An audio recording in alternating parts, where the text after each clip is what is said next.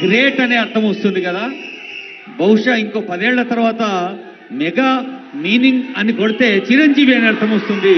అలాంటి చిరంజీవి గారిని ఆహ్వానిస్తుంది వేదిక.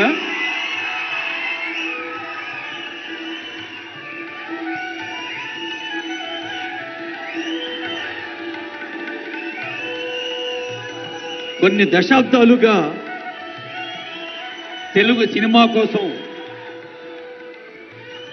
ఒక క్రమశిక్షణతో, పట్టుదలతో, సహనంతో, వినయంతో చేస్తున్న కృషి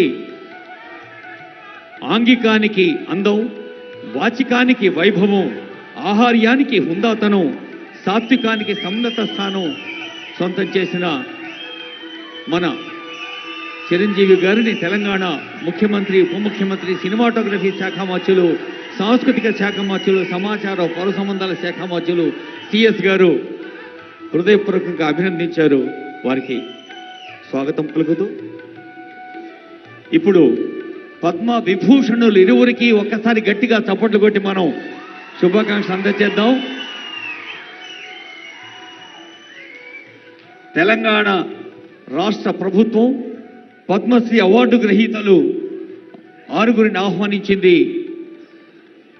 గడ్డం సమ్మయ్య గారు చిందు యక్షగాన కళను 5 దశాబ్దాలుగా ప్రదర్శించి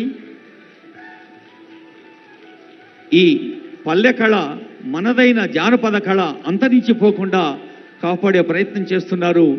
అందుకే వారిని పద్మశ్రీ వరించింది. ఆ శ్రమ ఫలంగా మన కళల తల్లి సరస్వతీదేవి ఆశీర్బలంగా జానపద చిందు యక్షగానం, చిందు అన్న పదంలోనే ఉంది.